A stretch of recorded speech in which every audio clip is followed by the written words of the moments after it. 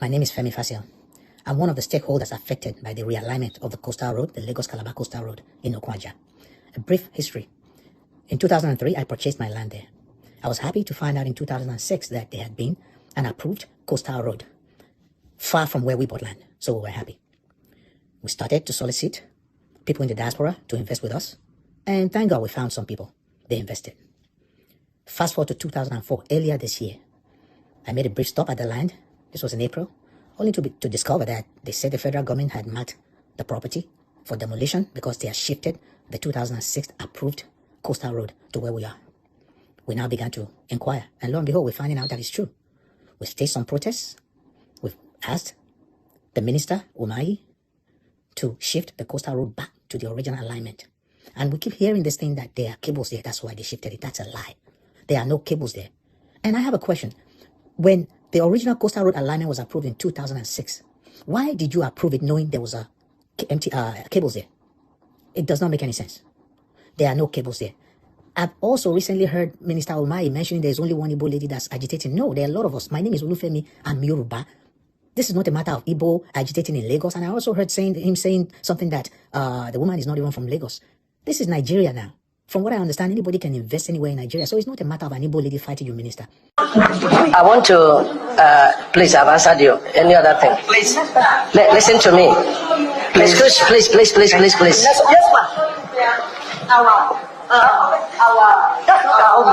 I want to, listen to me.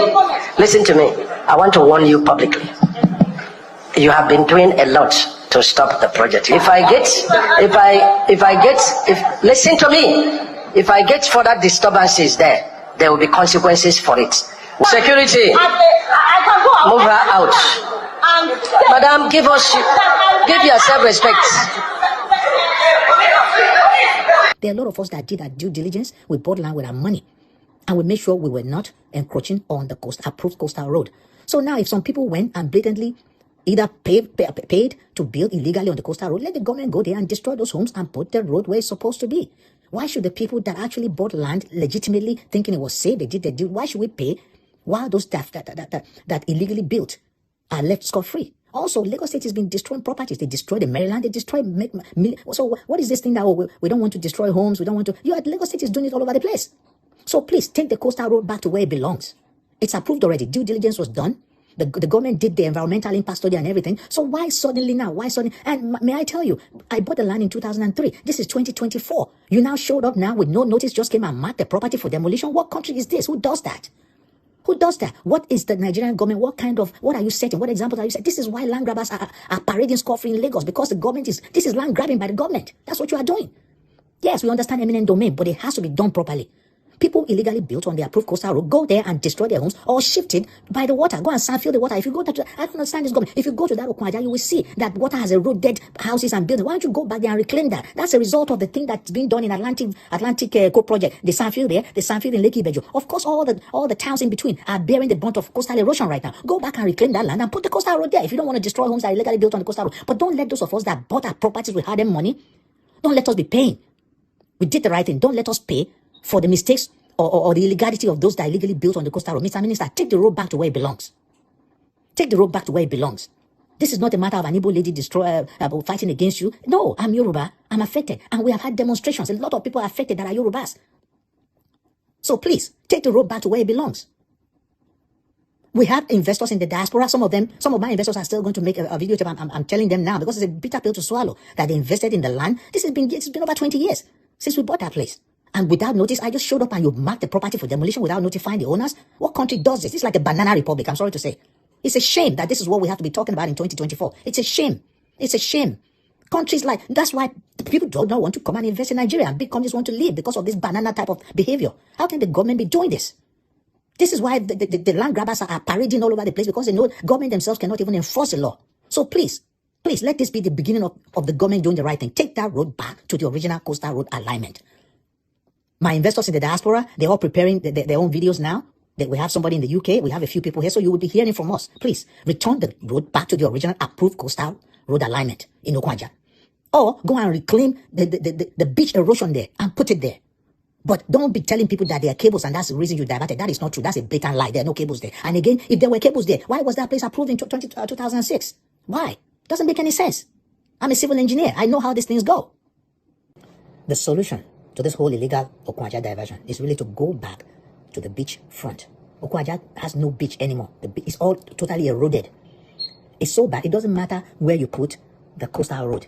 The water is going to eat it and destroy it. That's how bad it is. So the government needs to go back there, reclaim that land, save that community from further destruction, and put the coastal road there. That way they'll be forced to maintain that road because it's right by the ocean too. And they'll be able to kill two birds with one stone. You reclaim the beach, save the rest of that community from total destruction from water. And number two, there's this issue of the people that illegally built on the coastal road. If you are saying you don't want to destroy their houses, I mean, the Bible says in Ezekiel, it says, our fathers have eaten sour grapes. Perhaps any official has eaten sour grapes to illegally divert there. This may be your way out, so the secrets don't come out. Go and put that road, go and reclaim the beach, sandfill the beach that's destroying that community and the adjacent communities. Put the coastal road there, and then you can deal with those that illegally built on the coastal road. You can deal with them later. And then you can also spare us that did the right thing, from taking our properties and illegally diverting to where we are, because we did the right thing. We did our due diligence and made sure we did not build on the coastal road. Okay? And this whole thing about cable, no, that's a lie. There's no cable there. The cable is in Mopo. We all know that. And if there was a cable there, why was that coastal road alignment, why was it approved in 2006 if there was a cable there? And if you are telling me that the cable was built later on, why would you, if you know that road has been approved, why would you go and put a cable there? Why don't you divide where the cable is? So there's no cable there. It wouldn't make any sense for cable to be there because that road was already approved in 2006. So go back there and demolish those people's houses like you are doing in Maryland and everywhere else, people that build illegally, or go to the ocean front. I think the best solution is to go to the ocean front, reclaim that land back, because it's going to destroy your coastal road anyway at the rate it's going. In 2003, when we used to go there to break bread with the Omoniles, the houses and stuff that we used to go and see with the Omoniles that is now in the middle of the ocean. The ocean has eaten all those houses and destroyed properties there. And I'm surprised that our officials haven't even gone there to see that they have to do something about that. It's an emergency situation. There's no more beach in Okwaja and the adjacent because water has eaten all that. They will have to eventually do that. So if you eventually have to reclaim the beach, why not do it now and save people that have invested in the diaspora, save them all the millions that they've invested, save people's properties. That's my solution. Go and sandfill the waters. Where is eroding that community, is destroying that community. We're all supposed to be civil engineers. I don't understand. You have all these big contractors and big civil engineers in charge. It's common sense. It's common sense. You can move that coastal road anywhere you want. If you don't fix that beachfront, that water is going to destroy that road, destroy everything eventually. At the rate it's going. Because I know I've been going there since 2003. And I know the rate at which the erosion there is very, very bad. Thank you. You'll be hearing more from the investors very soon. Thank you very much. Wow, this is the strangest story ever told in Nigeria in recent times. How do you say that the road, the coastal road is shifted because of people's houses? You don't want to demolish houses, but recently you guys have been demolishing houses, estates, even landmark. I think they say landmark event was demolished and not even 1 naira was paid to the man for compensation. As big as landmark event center is, I heard that it was demolished. The man lost a lot of billions in that place. Lagos, please, you should not make it so difficult for investment. A lot of times when we do videos, we talk about coming to Nigeria to invest. If you continue like this, who is going to come back to Nigeria to invest? Who are the people, who want to come to Nigeria to invest? Please do not give us a bad name. Nigerian government, don't give us a bad name, please. We, the youths, are trying to change the narrative, make Nigeria a great place. Tell the story about Nigeria. When you do this, you give us a bad name, knowingly or unknowingly. It's not nice. We have abandoned you and tried to work hard on our own. But you keep robbing us into this kind of thing. Don't do that. President Tinubu, Minister David Umahi, I didn't even believe you can speak to a woman like that. If you can shut a woman up like that in public, I don't know what you would do to your wife in secret. It's very wrong. I feel that our leaders don't realize that they are our servants. The moment you become a leader in Nigeria or wherever you are, and it's for political purpose, you are leading the people. You are the voice of the people. So you listen to the people. You allow them talk. So if that woman woke up to talk, there's a way to tell her to calm down, that you're going to answer her. Not for you to disrespect the woman in public and then you now say that she's not even Yoruba, or she's not from Lagos. It's an Igbo woman fighting. Why are you bringing tribalism? Why is it that you guys try to score cheap points by bringing out by playing the tribal card? That's not nice. So you brought police officers to whisk this woman away. So it's now going to make you a strong man or what? I don't know whether some of you have children that really listen to you. How do your children feel when they watch you on TV, doing this kind of thing? The position of a minister is not a position for you to lord it over other people. See, being a politician, you are a servant, because we sent you to go and represent us. So you are a servant. You're supposed to serve, not for you to lord over people. It's really sad that people will buy properties in their home, feeling that, okay, I have a property, the children, whenever they go home, they'll have a place to stay. And then you now wake up one morning and do this kind of thing. And the Nigerians in diaspora are coming together to protest. So everybody is doing their video to talk about this. I think the president should do something urgently about this. It's becoming too much. It is really, really sad to see this man speak like this. If he was someone that is very emotional, he would have been crying because his heart is already broken. How can somebody buy a property since 2003? 2003 to 2023 is 10 years, right? Or 20 years. 2003 to 2023 is 20 years. You can imagine. 2024, 21. So this year, that land, that property is already 22 years. What are we even saying? And then you wake up one morning and tell the people. And the funny thing is, like I said earlier, this man was saying, if you want to relocate people, you don't mark it for demolition. You call them for a meeting and have a conversation with them.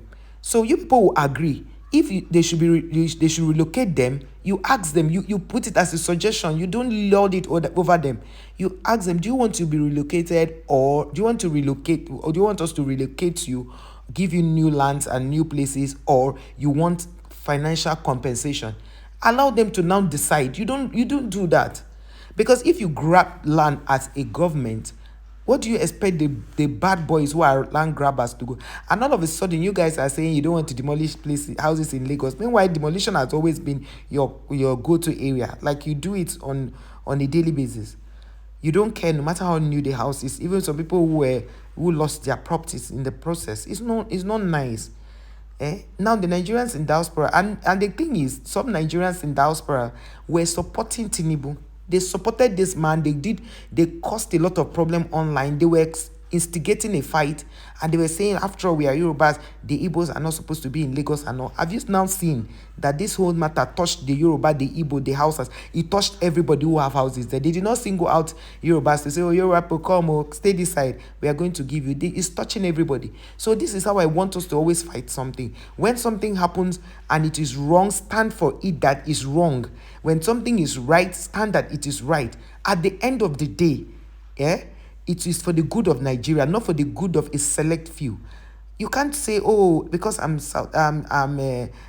a south person, or I'm a southeast person, I want to stand for my people. I don't want anything that happens to the other people. I don't care.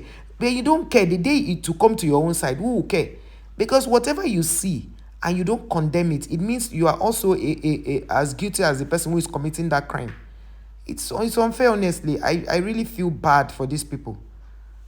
They have already started using the tribal undertone to push this narrative, instead of them to stand and know that what they did is wrong. That woman stood up for her right. It's within her legitimate right, I don't even know the word to use, for her to ask questions over her land that she must have bought maybe 25 years ago.